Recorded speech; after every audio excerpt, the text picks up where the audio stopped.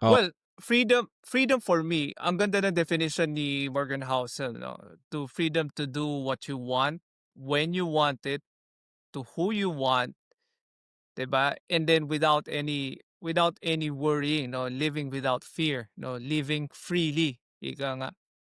Alam mo bro, ako with with my legal whiz kasi, it has given me the freedom, for example, Mondays that I spend sleeping. No, I don't sleep. My time right now is revolving around my sleep. So I kasi I don't eat too much. No, I eat one meal a day. No, I remove that excess already in my lifestyle. But what I prioritize now is sleep. So I have that freedom to be able to sleep well. Sabi ng kapatid ko si Ram, na wala ngayon, sabi niya, "Sleeping is a luxury," sabi niya.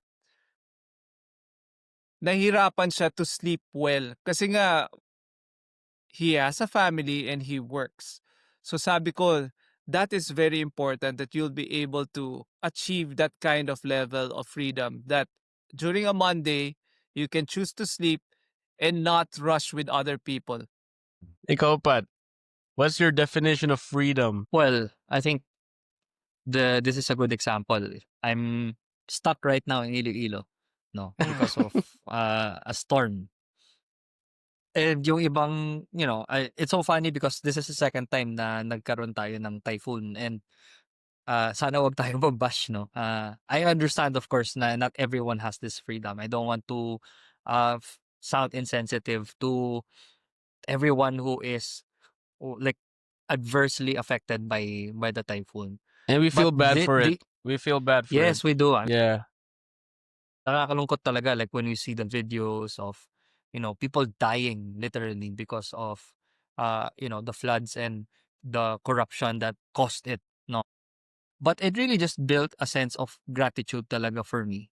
Kasi kahit na-delay yung plans na umuwi, hindi kami anxious, hindi kami like flustered na, "Hoy, kailangan natin umuwi kasi we have to do this. We have to get back. Ang gastos na ng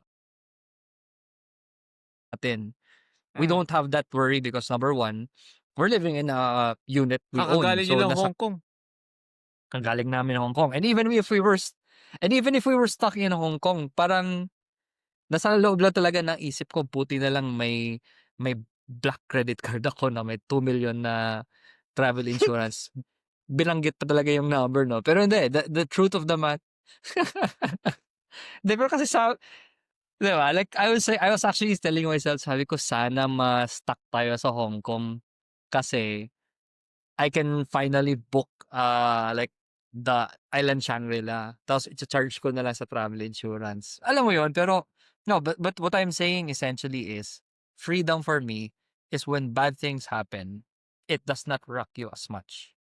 Yeah. Now, of course, Damn. I understand, of course, that you can't control everything. Hindi mo talaga maiiwasan, 'di ba? But to a level where you can feel secure, you can feel sheltered, that's what real freedom is. And of course, I mean that's an extreme example. Let's look at other examples. Na-miss lang yung salary mo, na delay lang ng isang Mm. araw kasi nagkaproblema sa bank. Oh no, how am I gonna pay for all the bills Mm. now? I've been there. Naalala ko yung mga times na yun na walang-wala, and may problema lang sa BPI, na delay yung pag-credit ng sahod ko. Grabe, I couldn't sleep anymore. Parang naisip ko na, hala, mag-grocery kami bukas, wala pang pera sa bank account, magsa-swipe naman kami ulit. That kind of, like, I guess in the context of finances, is really hard to live with, no? It's very stressful, it's very anxiety-inducing. Freedom from a financial perspective is knowing that if anything bad happens, we're good. May cushion tayo.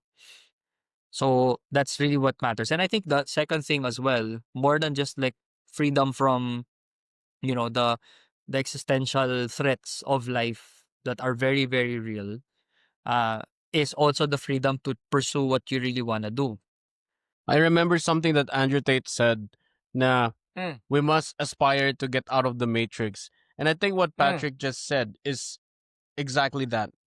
You wanna be free enough to have complete control over your own decisions.